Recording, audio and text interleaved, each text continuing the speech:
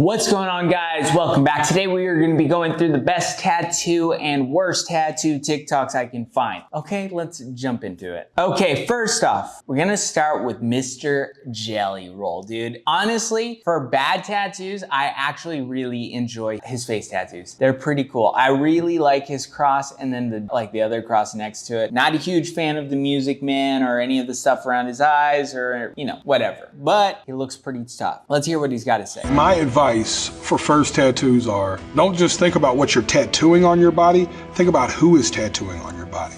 Pick one artist, spend as much money as you can on the greatest artist you can afford. If you can't afford the artist you want right now, start putting money in a coffee can until you can. Do not cheap yourself. I think about it all the time. We will buy a $200 pair of Jordans and not think twice about it. We'll buy a $1,000 iPhone on a payment plan and not think twice about it. We would spend all this money on stuff that we're going to upgrade next week. But as soon as a tattoo dude is like, I want $1,000 an hour, we're like, get away from me. I mean, obviously I'm a tattooer. I'm going to advocate for you guys spending money on tattoos and on great tattooers. But it is funny to me that a lot of people will spend like crazy amounts of money on like kind of bullshit. And then the moment they come in here, they're like, oh, that's too expensive. And I'm always like, okay, I'm gonna try and accommodate as much as possible. But a lot of times people are just like, oh, that's too expensive. And I'm like, okay, cool. Like people will be like, that's too expensive for a minimum price. And I'm like, our minimum price here in Mexico is pretty standard and pretty low. You think you want this tiny cross and you want it to be perfect. And it's like, it's gonna cost 50 bucks. That's it. There's not much else to it. Buy a used car and get more tattoos, you know? That's what I do. But yeah, it is interesting. Okay, this guy's name is Spaney. I have zero understanding of fighting, so I'm not talking about his fighting at all. But this guy always pops up on my Instagram because I love his tattoos. His tattoos are so cool. By far got the best bodysuit of any fighter I've ever seen. And I watched a little bit of fighting, not a whole lot. He's got Thai prayer tattoo stuff on his back and his left arm. His torso is all Japanese. His leg, I believe one is Japanese and one is like Chicano, black and gray, like heavy black stuff. It is so cool. Like look at his front.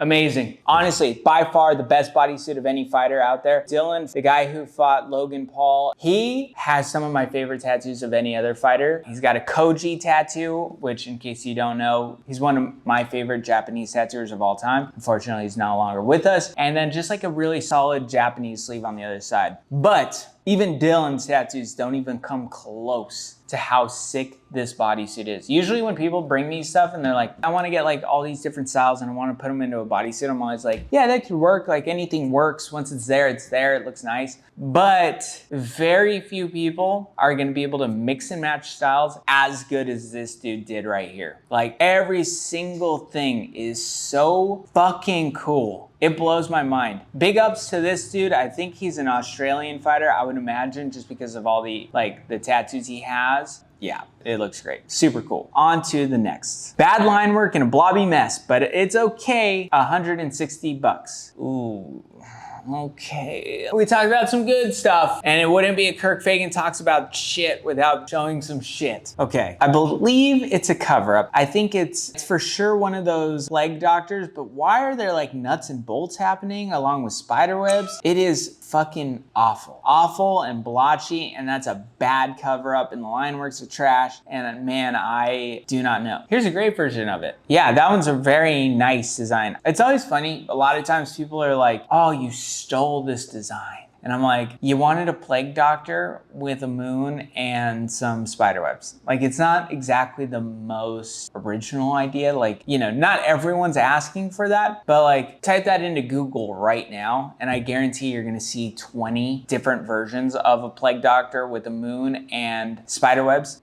There's some things that are so unique that make great tattoos, but for the most part, everything's been done. And as a tattooer, I'm always looking for reference, whether it is tattoo art or not tattoo art. When people are like, you stole this, I'm like, well, probably not. You guys just had a client who wanted the same exact thing, which isn't that unusual. It's a plague doctor. What else are you gonna put with a plague doctor? A moon and spider webs. Pretty like straightforward, like this dark gothic-y stuff ends up looking very much the same. So on to the next. Diego, why would you tattoo the word buckaroo on your chest? It seems pretty stupid in my opinion. Here, wait, let's show the people what he's talking about. Get shirtless. So, I like to know.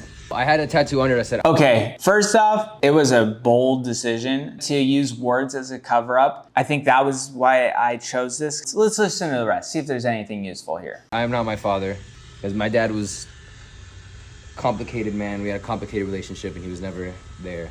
And when he was, no bueno, you know? It's a complicated family relationship. A lot of you guys know what that's like. Probably don't want to end up getting tattoos symbolizing that stuff. A lot of the times, I think most people can agree, you want to not have to constantly be reminded every single time you look in the mirror about negative feelings or emotions towards a family member or towards someone. So it's no surprise to me that he's covering up something that says that, but it was super interesting to put buckaroo over it. I'm a little stunned that you would use words to cover up any tattoo, but especially like this type of font. Like maybe if you were doing like big, bold, gnarly stuff, like you were doing Old English and the letters are this big, you could throw some cover-ups in there. Putting like traditional letters over other letters, pretty wild. I would never really attempt that. And especially when this guy had like a lot of room there, just put anything else over it. Put a black rose and call it a day. Put anything. And it looks like this dude's already got cover-ups. Like I can't tell for sure, but it looks like his other tattoos, a few of them are cover-ups. So yeah, it blows my mind that he put buckaroo over it, but on to the next. This dude is actually a viewer. Shout outs to you. He actually showed me some pictures of the progress while this was going on, and then he randomly popped up on TikTok. So I had to comment on it. It's super fucking cool. One of the coolest front torsos I've seen in a long time.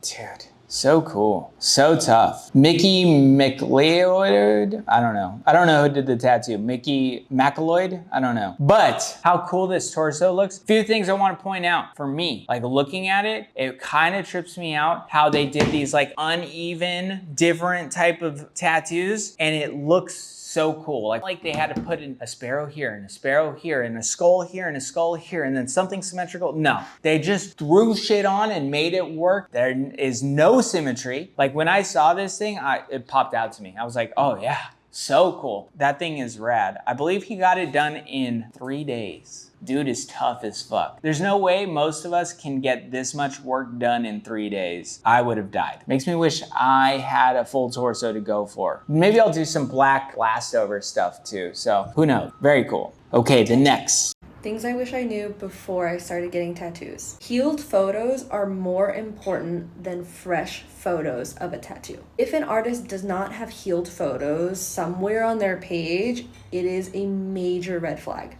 Okay, if there's one major takeaway you take from my channel, it's that. Healed photos are more important than fresh photos. A lot of the times I see fresh photos and I'm like you're setting up unrealistic expectations for what tattoos actually look like healed. And sometimes I am like, oh, okay, like no, the picture matches the end result. But a lot of times, two different tattoos. An amazing fresh new photo of a new tattoo and then just like a whatever result in the end. And I don't know if it's all because of like Photoshop manipulation, or a lot of it is just like they're great photographers, they work really hard at getting a good photo, and then when you see it in real life, the tattoo's like, meh. Especially with you fine line tatty lord peoples. Gotta find a word for tiny tat people, but yeah. This is because a healed photo is more of an indication of what the tattoo is gonna be like when you're living with the tattoo rather than a fresh tattoo. If you follow me on Instagram, I post a lot of healed photos, mostly because I live in a small town. A lot of the tattoos I do, I see like all the time, and I could take photos constantly of them, but your tattooer should be taking healed photos more often. But they probably won't, because healed photos never do as good on Instagram as fresh photos. Just the reality. Every healed photo got as many likes and views as fresh photos, they would post them all the time, but they don't. Tattoo when the skin's still open.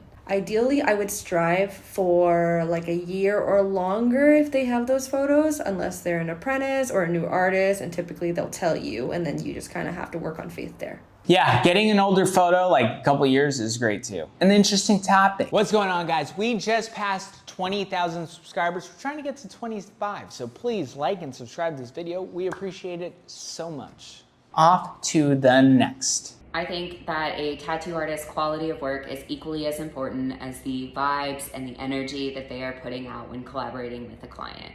Okay, so this has been popping up as kind of like that tattoo recession stuff I was talking about earlier. Never gonna talk about this topic again, so if you're getting bored with it, don't worry, so am I. Okay, first off, I want to say the vibe and the atmosphere of a tattooer is just as important as the tattoo.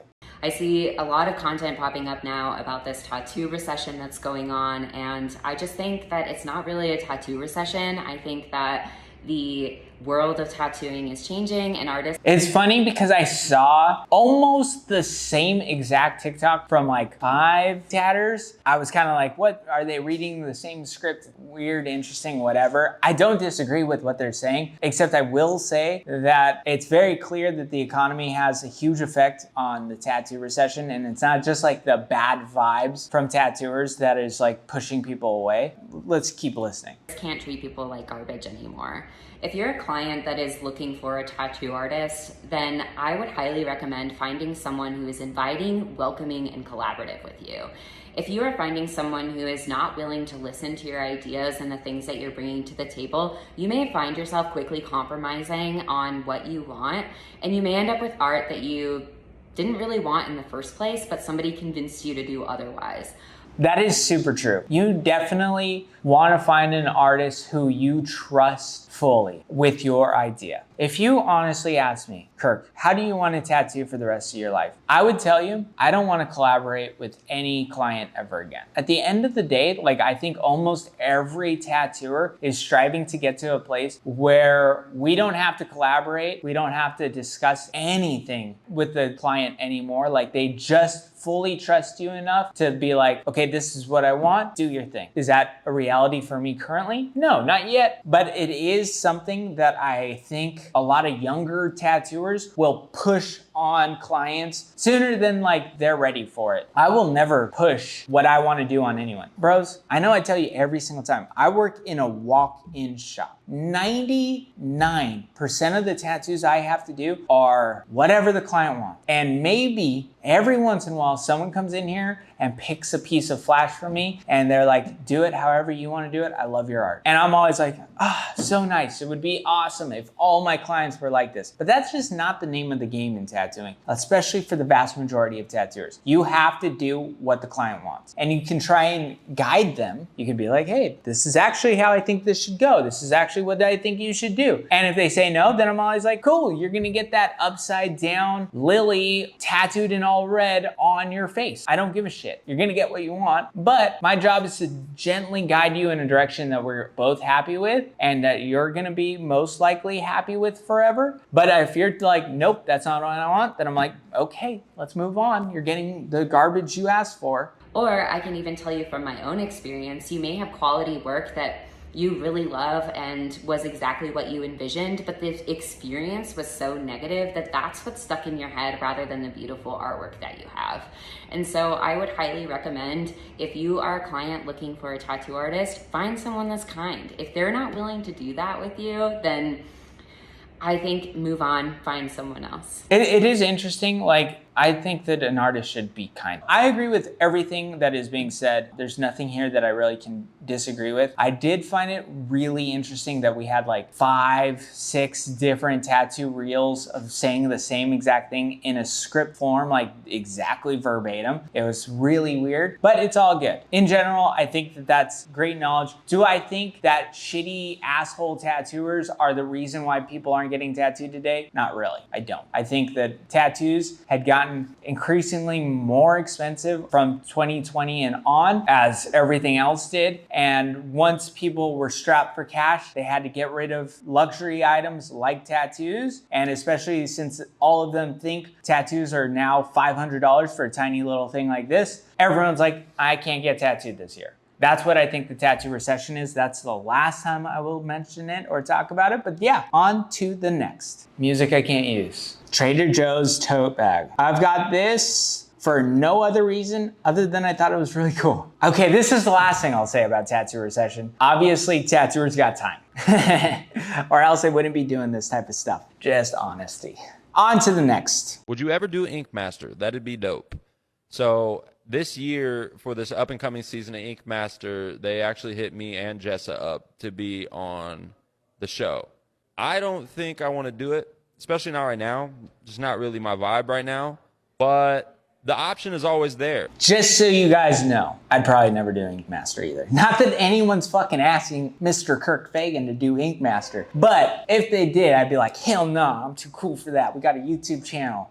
I'm pretty sure that whenever we want to, if we're like, hey, we want to be on this season, that they would take us with open arms. But, you know, it kind of sprang on us out of nowhere. And once you say yes to... I know a lot of tattooers who would easily win at Ink Master who would never do Ink Master. There's one person in particular. He's a homie. I've seen his American traditional. I've seen his fine line script. I've seen him do all sorts of type of tattooing. And it's fucking amazing. And he would easily beat anybody on Ink Master. But homeboy would never do it because... why would he do it? He's got a successful business, ain't got no reason to do it. I don't know much about Shine, but do I think someone who's a specialist in something like Shine is, like he's a black and gray guy, I believe, and his black and gray stuff is excellent, but do I think he's great all around to be an Ink Master? Probably not, maybe, who knows? But yeah, stick him on there, whatever. Stuff like that, you have to go start filming like pretty soon after you say yes. I gotta be honest, I didn't even know Ink Master was still around. With Oliver drama, I thought it was gone. So I'm surprised he's saying anything about it right now. So I just don't think I was ready this year, didn't feel like doing it or whatever. But it's always a possibility that next season or the season after that it might be in the cards. But I'm just kind of going with the flow and seeing where life takes me, and if that ends... I think that there's more interesting ventures out there in tattooing. I do. And honestly, someday I think that we'll probably do like a tattoo competition. If this channel keeps growing and keeps changing and keeps evolving the way I plan and expect it to, I think I would love to have a tattoo competition thing and have tattooers who are amazing at their own styles just doing their own styles, competing against each other, rather than like making a black and gray portrait guy do a traditional tattoo. Personally, I know Dave Cruzman, and I've seen his tattoos in American traditional. He's amazing. I saw him do a portrait on Ink Master, and I was like, that looks like shit. I just think it'd be more interesting to have tattooers who are amazing at their one skill compete against each other there. And it'd be a more fun, interesting competition or whatever you want to call it. But yeah, Ink Master. I've never been a big fan of it. I mean, what is the spirit of tattooing anyways? The spirit of tattooing. I will say, I've never called it the spirit of tattooing. I've always thought of it as like the tattoo gods, you know, or something along those lines. People bring it up a lot in tattooing, and it's a really hard topic to talk about. I think tattooers understand it because we dedicate so much time and so much energy to tattooing that we really like, it almost becomes a religion for us. So let's talk about it. I mean, what is the spirit of tattooing anyways? Can it be taught? Can it only be mentored? Is that why apprenticeships are so important? And what is the difference between someone who understands the spirit of tattooing and someone who doesn't?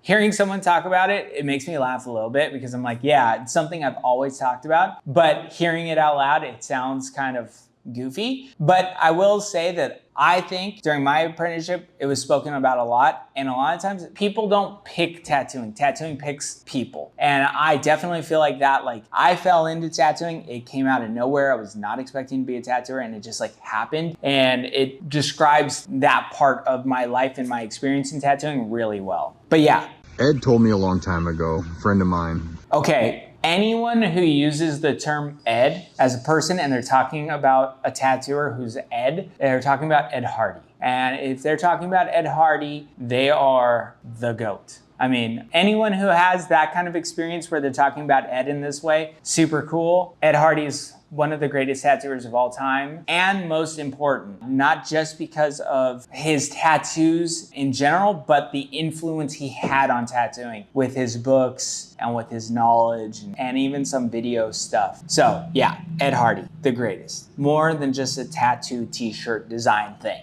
My first year in tattooing, he said, do every single tattoo as if it was the last tattoo that you were ever gonna do. And that's the tattoo everyone will remember you by. It will be the measuring stick for your entire career. And that pressure that he put on me has not left.